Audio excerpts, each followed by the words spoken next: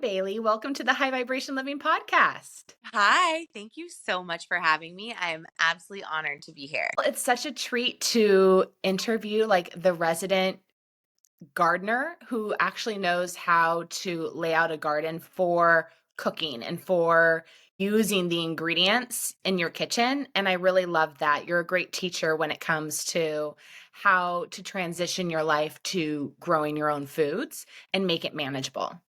Thank you. Yeah, it is. It caught me by surprise and it's so fun. It's so fun for me. So I'm excited. Like, I'm an evangelist at this point where I feel like I'm like a missionary for gardening. Well, you use a term that I find fascinating called a kitchen garden. What, in your definition, is a kitchen garden?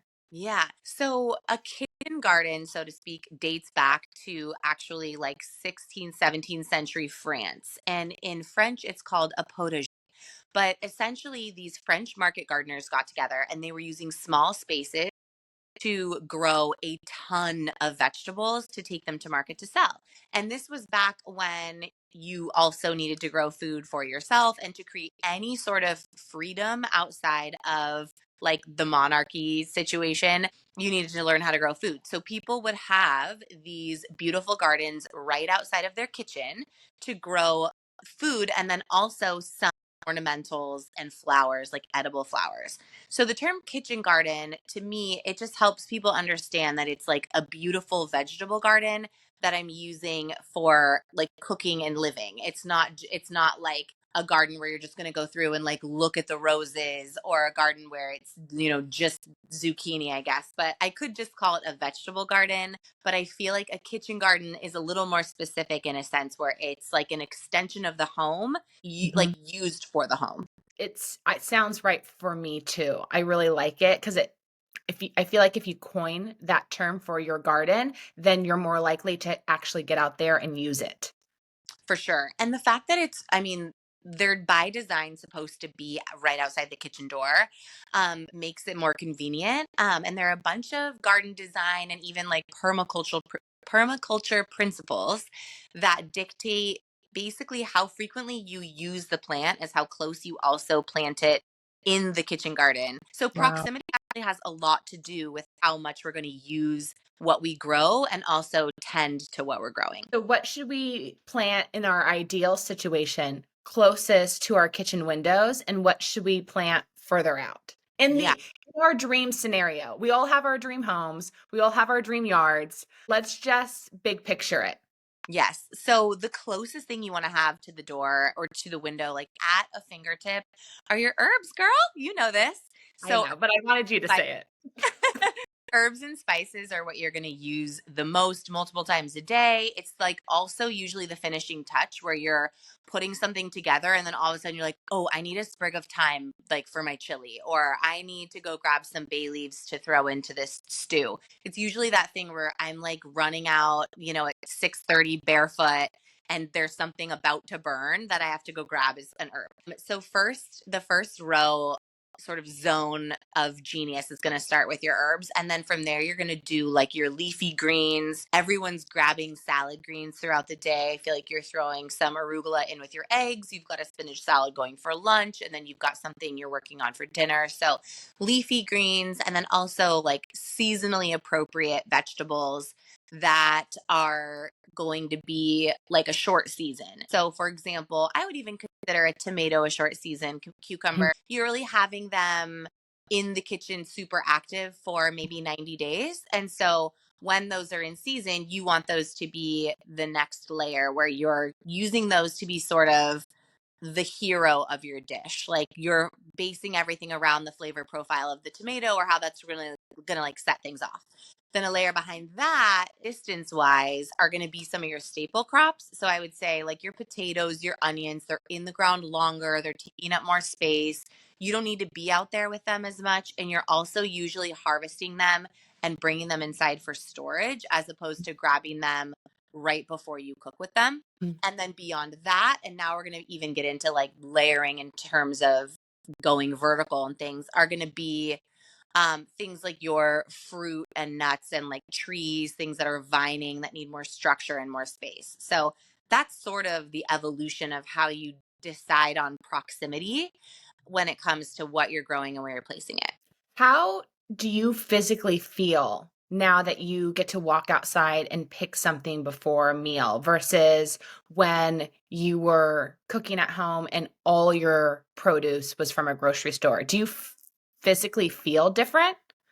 Um, yeah, I mean, from a health perspective, I would say I've always been like a farmer's market, organic produce gal, because I grew up in an area where from a really young age that was valued. However, I will say, and this is so perfect, you speak this language. Vibrationally, the food sits lighter in my system.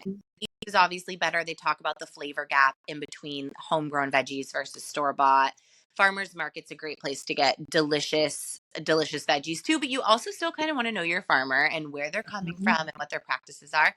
But it's just the food is more resonant. Like it sits lighter. It's been like the specific, let's say tomato you're pulling off the plant is actually best suited as well for you because you're living where that specific fruit was able to come alive. And like all seeds are not always going to germinate unless they're right for the conditions. So I tell people to save their seeds as well because they're becoming adapted for your location, your microclimate, your soil, your garden. So the more and more it all like compounds that you're growing your food from your seeds and saving it forward and forward, it's like designed for you. And then I feel like my body starts to crave flavors I never before would have ever even considered. For example, like celery root or fennel, like more exotic flavors where it's now I'm like wanting to do these like celery root sort of like I don't want to call it a salad, but almost like, it's a little bit like a Have a celery root salad with black lentils and hazelnuts. mm, That's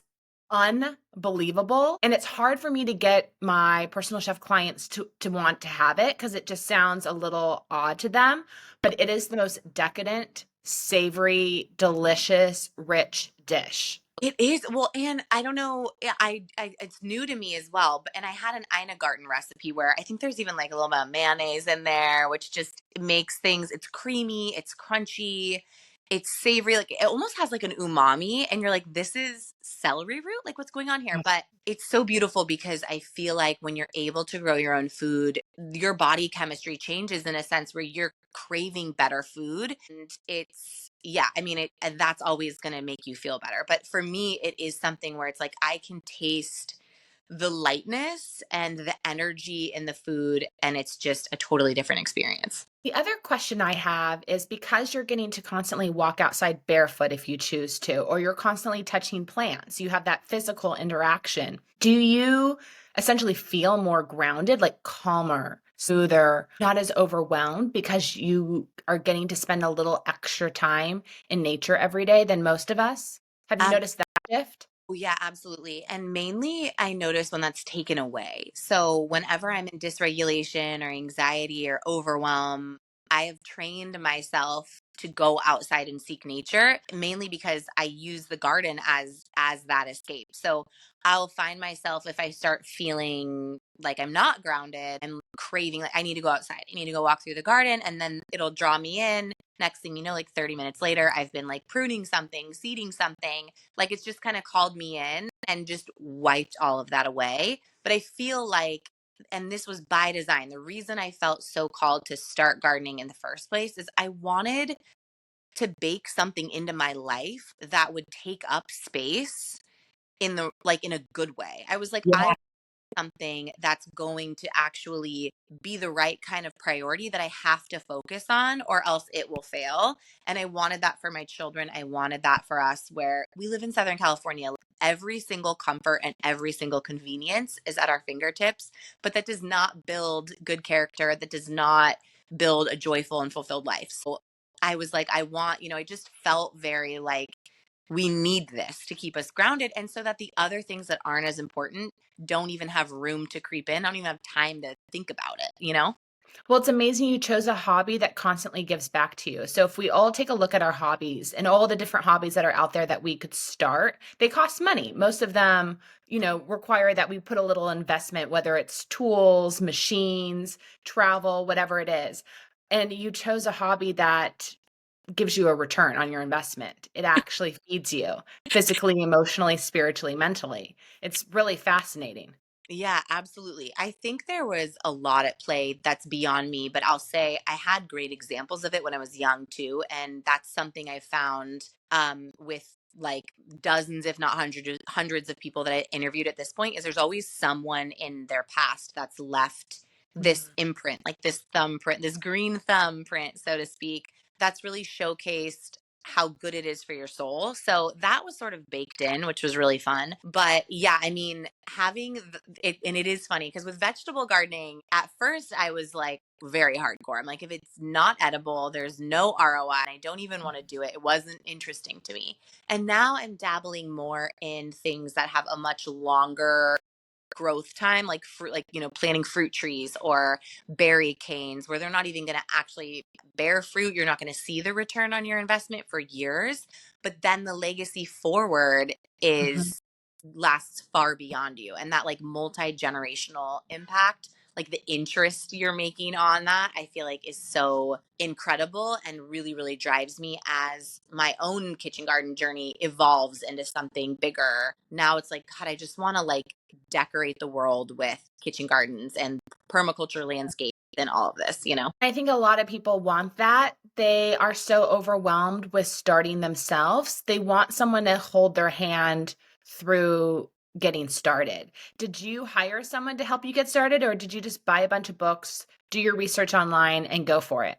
Yeah, I mean, I it was so beautiful because I had not even realized how much I had sort of lost so much of myself when I started gardening. And it was really, I really got to tap back into my intuition and a deeper sense of self confidence. I'm a confident gal. I didn't think I was missing that until I started the garden. And then it really gave me a boost into feeling just more of who I am.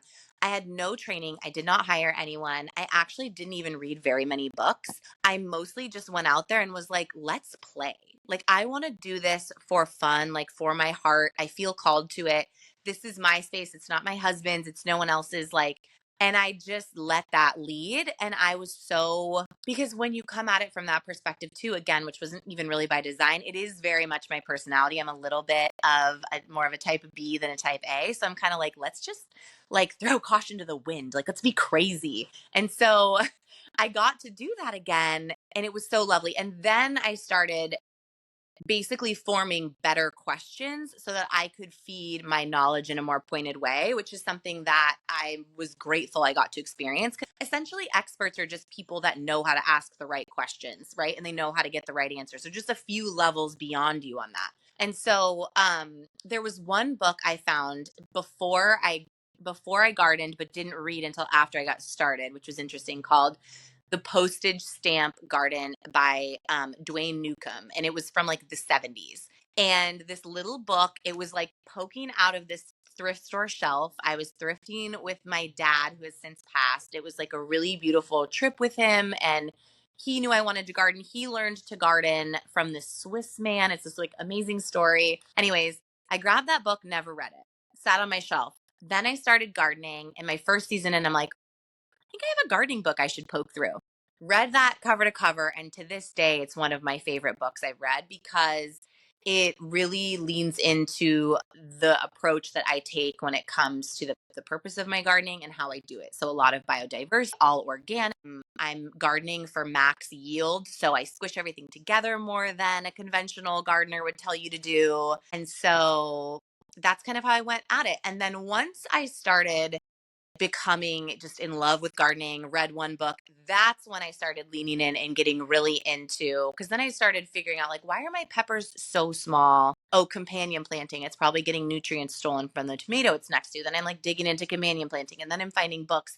And then I was like next level getting my PhD in kitchen gardening on Yeah. my own. Just couldn't I and still I cannot consume enough information about it. Like I listen to these British gardening podcasts, and I'm reading obscure books like that you can only find in bookstores, because anything before the internet just has better information. And anyways. That's how. And there's nothing like those British gardens. I could do a whole tour of England in the spring just to see their gardens. It's absolutely incredible. And I really admire those skills to be able to layer, whether they're layering vegetables and fruits, but it's the layer of plants. I find it fascinating, and it takes a lot of deep knowledge and patience to do that.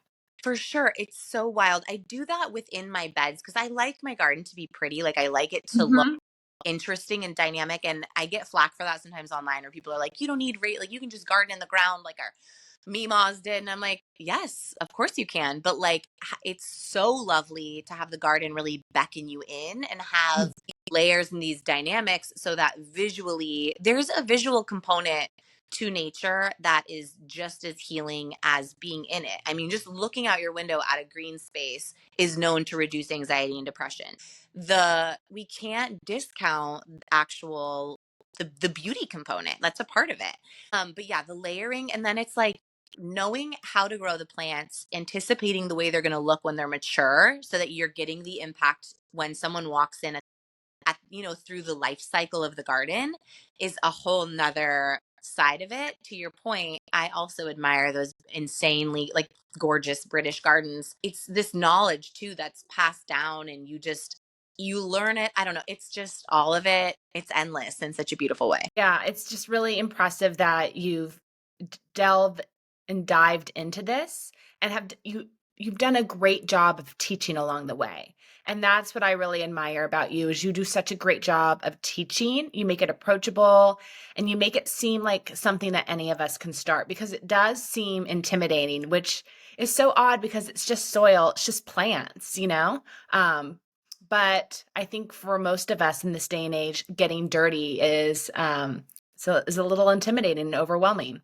For sure. I think that people, and I do get it too, it does require a little bit of setup, right? A little bit of investment and kind of feeling like, where do I start? How much time do I have to dedicate to this? Getting it set up and going. And that is often one of my top questions, like, where do I begin? So I always do want to be teaching and really just inspiring people to feel like FOMO, like I'm missing out if I'm not gardening and growing my own food. Because I think you are, but I do see how it can be overwhelming feeling like you need the right amount of space and sun and water. And it's just one of those things. I feel like once you're like, I'm ready, let's just go, I'm going to mess up. I mean, my first garden, the first time I grew vegetables was in like an 18-inch pot. I didn't even have my raised beds. And then once I became obsessed with that, which was its own little saga, things like started really rolling. So if someone was going to get started with their first raised bed, or maybe they can do two raised beds, should they just approach with basic vegetables, or do they need to really look up what's best for their region and go from there? Yeah. The reason you do want to use an approach that's really local is we all live in a hardiness zone. So the United States is broken into about 11 hardiness zones. We actually really only have like 9, but it doesn't matter. So we're in Southern California in zone 10. And the Mhm. reason that's important is certain varieties of vegetable grow better in certain areas, but that also helps you dictate the timing of when to start them. We are unique in Southern California because we don't really have a frost. So our seasons are kind of flipped sometimes, and we can start things at different times than like the average gardener. But the most of the country is like putting plants in the ground as soon as the danger of frost has passed, and then growing things right up until frost is looming and coming forward. And those frost dates are going to dictate when you start your seeds, when the ground is workable, so that you know like how to time everything. So with your first two raised beds, you really just want to keep in mind, when can I start planting and what will do well. I mean, most regions of the US are going to be able to grow the basics like the tomatoes and the cucumbers and the squash, and it all is just a matter of beans, peas, of when you plant it. We are like kind of going near subtropical, so we have the ability to grow like citrus, avocado, papaya. Like, we can grow the crazy things, but there are some things we can't grow. Some things require chill hours, or they just have a really hard time with our climate. So like rhubarb's kind of hard for us. We Yeah. can't a lot of stone fruit or apples. Mhm. We have to get very Mhm. specific with that. there are just your hardiness zone is your boundary, and that's what's going to help you determine really when to grow which things. So as a chef, I've always wanted to grow the items that I can't get at a grocery store, that I can only find at really good farmers markets. And I have found that I even struggle to find them at farmers markets here. So I basically want like a mini San Juan Capistrano ecology center in my backyard. The really unique squashes, burdock root, all the variety of radishes. I hear there's even pink sweet potatoes. I want the pink sweet potatoes. Yeah, yeah. There's a variety of color of purple sweet potatoes, not just the dark purple ones that we see, but the lavender ones with the yellow, with the more cream flesh that you can get in Maui. Like it's those really unique items. Yeah. Is it possible to approach, one or two beds and do those more obscure vegetables instead of the usual greens, zucchinis, etc.? Yeah. Oh, yeah. I mean, I would say with each year, I probably grow more and more unique and exotic vegetables to replace the more common things because, for one, they're really exciting to grow. And, like, kind of because you can, you're like, oh, I'm going to grow purple snap peas instead because obviously, why would I not? Sometimes the weird veggies, especially with tomatoes, you want to be careful. They're not as flavorful as you'd expect. So you kind of you get to know it. The sweet potatoes though, those are incredible. And so yes, definitely. I mean, there are dozens of seed companies that you can buy these unique seeds from and cultivate Mhm. them and get them going in your garden. I highly recommend it. From a nutritional perspective, it's better for you. Like, we actually want to be nourishing ourselves, right, with these different colors because the colors are going to indicate nutrients like lycopene and like all of these things that, like, when you go to the grocery store, you're seeing like a lot of chlorophyll, right? You're like seeing lots of green and like that's Mhm. good, but we do want to eat the rainbow, like we've all heard. And I feel like even it gives us access to different micronutrients and just different things that were normally not available for our bodies. But it also just keeps the experience of gardening so interesting and so fun because you're really anticipating and you're going to baby those plants a little more. So you're going to go out there more. And I always think that's really good. I always recommend that there's something that you're growing that's just interesting and exciting for you. But you'd be able to definitely grow. Like, I could see you having a garden that's just full of these absolutely incredible, literally cannot buy them unless you're like messaging people on Etsy and eBay, which you can, you're going to find Yeah. like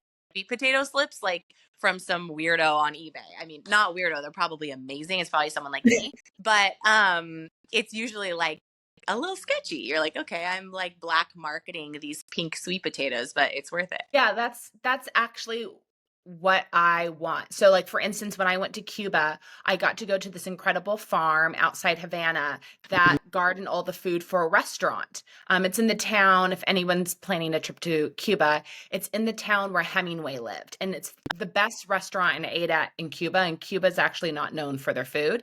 And getting to see the garden before eating was incredible. And there they had this oregano where the oregano leaf is the size of like a child's hand. It's huge. And they use the oregano leaf like we use bay leaf. And they're very, very large oregano leaves. And I've always wanted to grow and cultivate that type of oregano. And obviously, that oregano isn't originally from Cuba. It was probably from Spain or Italy or another country and brought there. But like that's the type of oregano I've always wanted to grow in my yard. There's just so many varieties out there.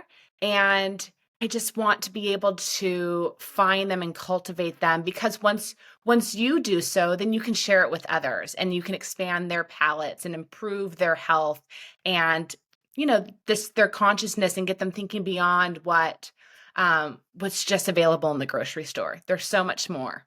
Absolutely. And that is part of why I think it's so important for people, especially like in their youth and in, or I don't know, I think we're young, but maybe in your middle age or whenever, like before, I used to think gardening was like, oh, someday when I'm like a grandma, I'm going to get into gardening. Now is the time. I mean, it enhances your life in so many ways, but yeah, growing and cultivating these unique varieties, I feel like is really what also makes gardening super cultural and makes food really, really interesting. But what I think is cool, way back and like dating back to, I was talking about, like, let's talk 17th century, botanists were scouring the world for unique plants and cultivars. And then they would take them home and they would all have like greenhouses that they were trying to grow things in and figuring out, the timing of everything and when to seed everything. So I just think that's a practice that's not quite as commonly known. But people like me, we're doing that. It's just not as common practice. But that is, I feel like, more of what the world needs. And what's so interesting about traveling, I have some girlfriends who, like, every time I go to France, I buy some seeds. Every time I go to Italy, because you can come home and cultivate it, adapt it to your climate, and then work it in. I think there's nothing more interesting and exciting than that, especially when you go to someone else's garden and you're like, what is this giant marigold? I grew these giant long stem marigolds one year in honor of Dia de los Muertos, but then decided I wanted to use them because you can eat them in making these like sticky morning buns, kind of like a Mm. cardamom bun, but kind of like sticky. But the specific scent and taste of the marigold really enhanced it in a certain way. Some people don't like the smell of it, but it's like now I grow that plant for that reason. And it's become this special tradition that hopefully outlasts me. But I think that just makes life really well textured. Yeah, and that those are family recipes. I always try to ask my dad for family recipes from his family's beach house in Northern California because they were right up, or the house was right next to Tamalpais Mountain. And so they could walk outside and forage for berries, for mushrooms, and then they would tell him what to go collect. He would collect it, and then his grandmother would cook with that. So, this existed everywhere. I'm a history nut as well, and I love to read about the history of the food that was prepared in California. So I've gone to the Santa Barbara Historical Society and asked for the oldest cookbooks there because I really want to know, like, what were they eating? Where was the food coming from? How were they finding it? Like, what was really here and how were they properly preparing it? And I think it's just really helpful to learn, not just from the internet or from asking a family member what they ate growing up, but to look to see what was written down about what people were really eating, even if it's just like the 1890s, 120, 30 years ago. Well, what I think is really cool, and I was going to tell this story. I have a girlfriend, so it's a secondhand story, but she was telling me she grew up in Utah and her mom would have her go outside in the mountains and like forage for their greens for a smoothie every morning. And she was like, oh my God, I'd be so annoyed. I'd have to go out and get these greens for the smoothies and I'd be washing them in the sink. And my mom would be like, wash the greens with reverence. And I'm like laughing, thinking like that's something I would not only think, but also say to my children, like honor the plants when you rinse them. But what it also makes me think of, aside from how amazing her mom is I believe that plants grow in certain places as well for certain reasons, and then they are helping inform us of our needs and the nutrients that we need, the vibrations that we need. Like, so foraging, I feel like, is so important, like your local foraging. And to your point, figuring out what recipes people were using and what they were sourcing hyper local, and then how they would transform that into a meal worth writing down. I Mhm. totally agree. I think there's just so much that goes into that beyond just what tastes good. There are so many more layers. Well, growing up, I'd always ask my grandma who invented salads, and she would always say, "Every people have always eaten salads," and I was never satisfied with her answer. So that was part of why I went to the Santa Barbara Historical Society and asked for their oldest cookbooks on hand because my family originally settled in Santa Barbara in the 1700s, and I wanted to like find out the truth if people were eating salads in the Yeah, 1700s in Santa Barbara, and they were. I mean, like I think only what a healthy chef would like be pondering. I mean, I probably like not the normal questions that go on in people's heads. And sure enough, in the cookbooks, it talked about where they would forage the greens along the different streams that ran, on the side streets of what's now, downtown Santa Barbara and State Street. It's really fascinating. They were just simply foraging greens. for sure. There are, even here where we are, I found this stream and I'm still not convinced. Everyone's saying that it's like a natural spring, but there's so many people here.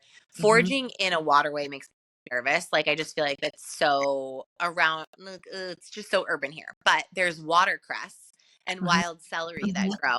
always wanted to cook with it. Watercress is so delicious. And when you eat a salad that's been foraged, and even a homegrown salad, I was talking about this morning, like at my school drop off with someone, it really redefines what a salad is like. I mean, you haven't had a salad until you've eaten a salad with foraged greens because it's not what you'd think. Like, you'll never want to have anything with romaine in it as long as you live. You're like, forget it. This is ridiculous. It's basically like trying to make water crunchy. So there's just, it's just the joy of life. So what are you looking forward to in the spring? What can't you wait to harvest and eat? Yeah. So for us, the spring garden is a little bit different because we don't grow a lot of things that other people can. So we're saying goodbye to like the brassicas and the broccolis and the cauliflowers and like those things.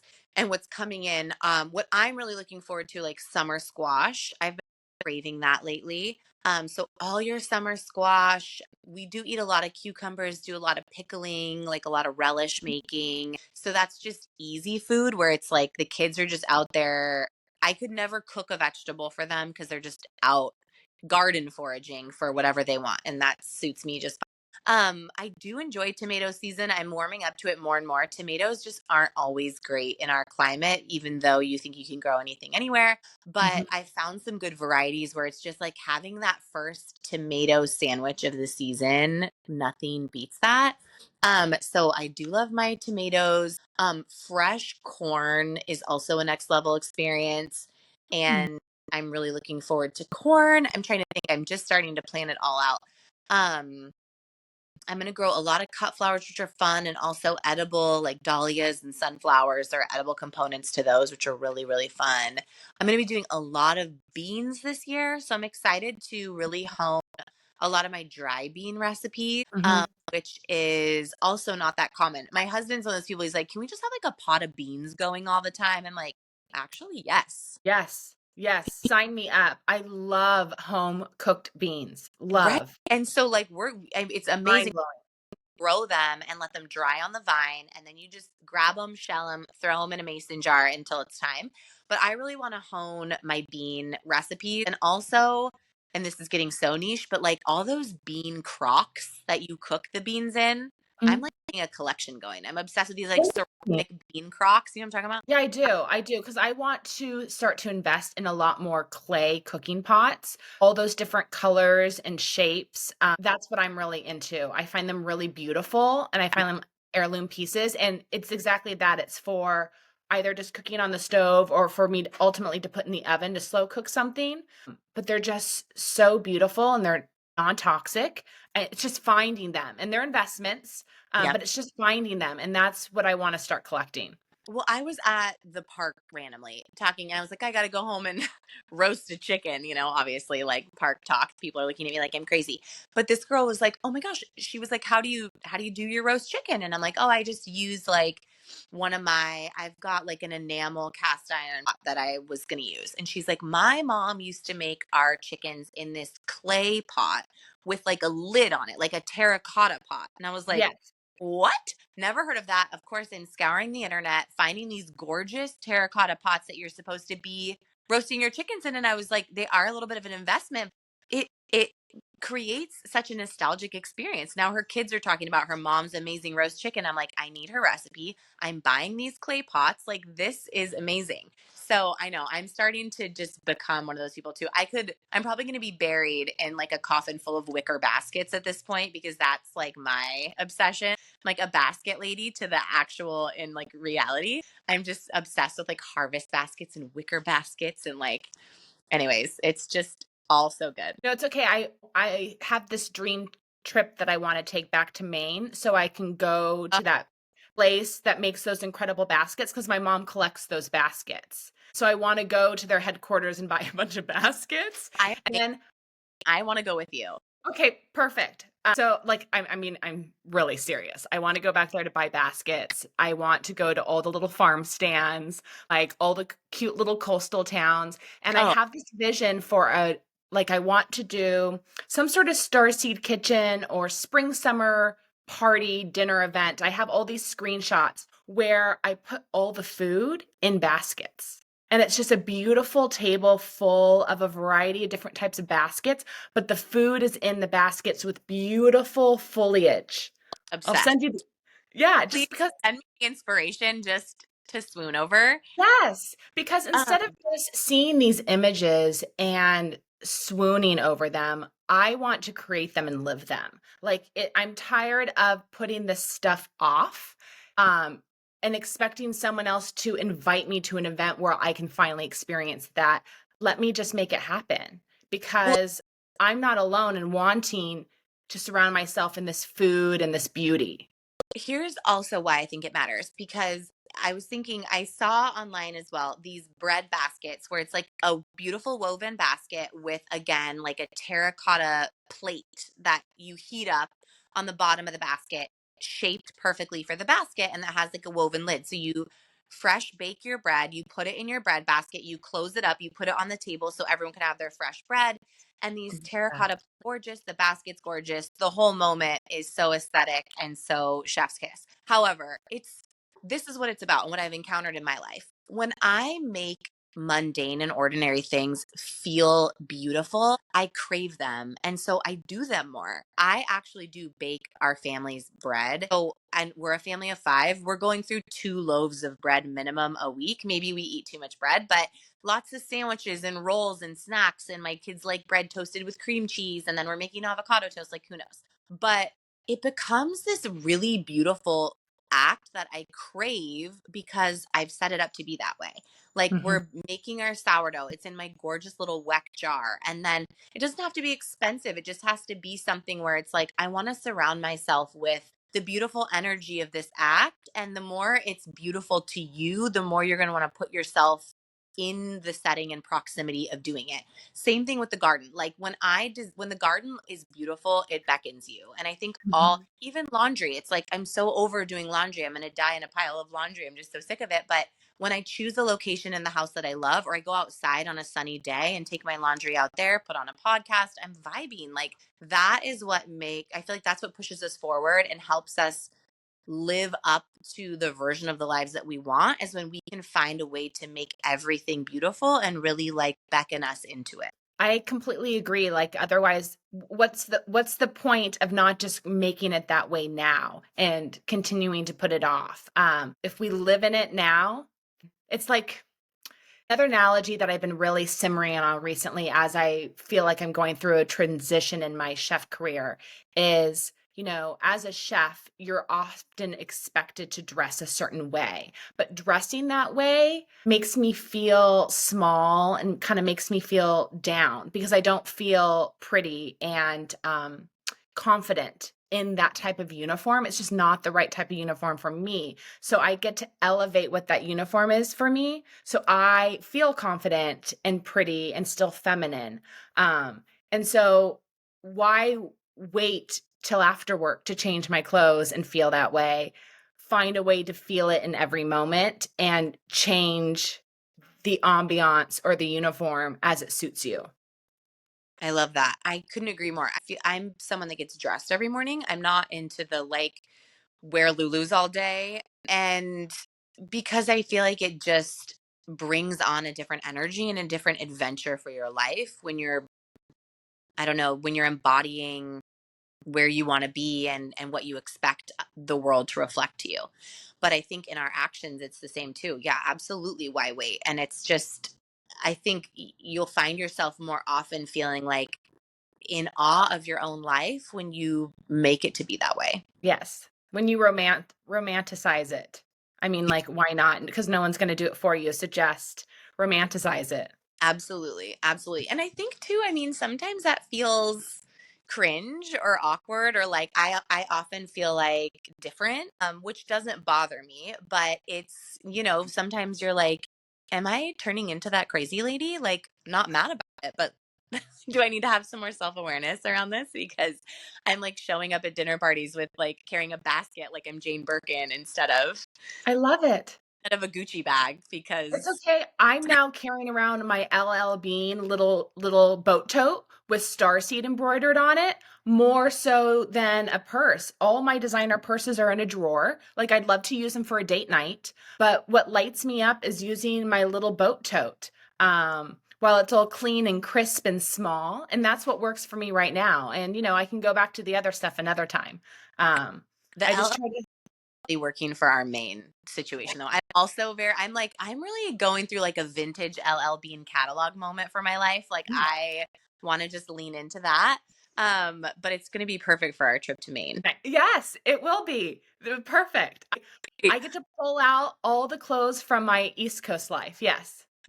One thing I have to say about Maine, because you'll know about this, and this is something that we need to do. I was watching this woman like forage for these little snails that are like Mhm. in the craggy rocks in Maine. There's a certain name for them. I can't remember. And then she'd obviously go home and like cook them like escargot style. Because Yeah. someone was asking me, you can't just eat a garden snail. That's not going to be escargot. Like you have to actually, there's a difference in the variety of snails. But Yeah. it's something that coastal Maine has, like these little tiny snail things you Oh, can cool. forage off the rocks.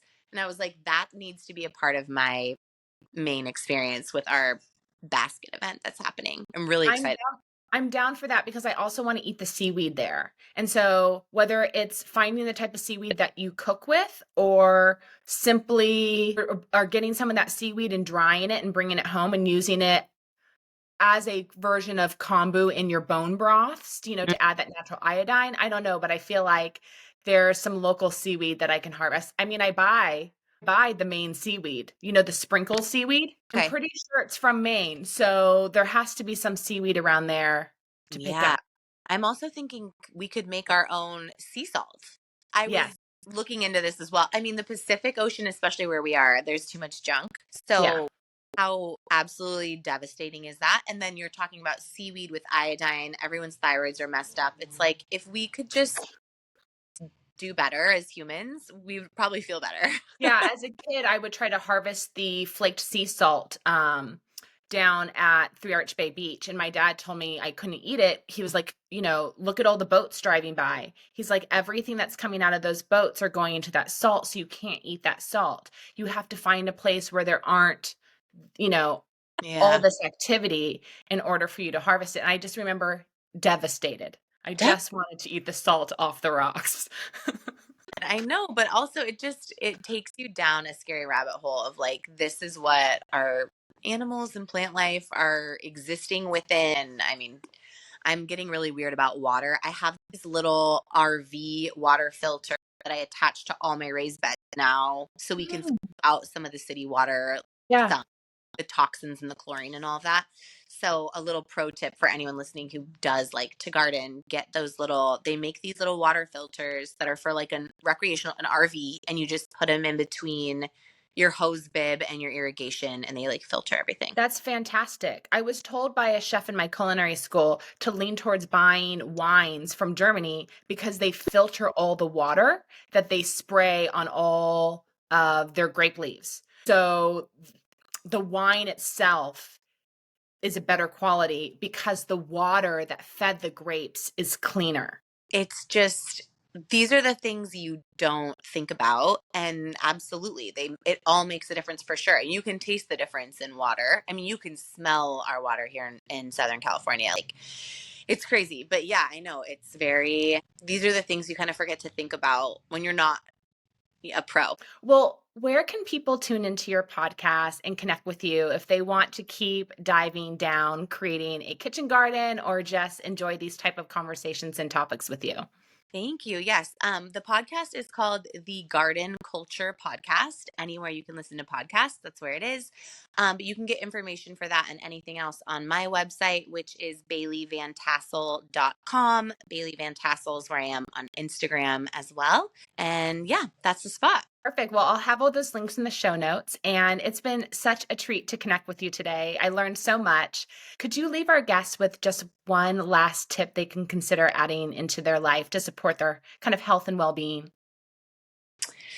Yeah, I think, oh my goodness, fill your head with happy thoughts. So filter anything out that isn't serving you, like censor yourself. Turn off the news, listen to good music, stop following people that make you feel sad, stop eating food that makes you feel sad, pay attention to that. Like with 90 minutes of eating, how do you feel? It's not the immediate, it's what you're going to feel like an hour afterwards. So just start paying attention and edit, edit, edit. Or as I like to think of, like pull the weeds, pull the weeds of your mind, like pull out the bad thoughts and let them go, make space for something else. I love that. Thank you so much for sharing. It's such a treat to connect with you here. Yes, same. Thanks for having me.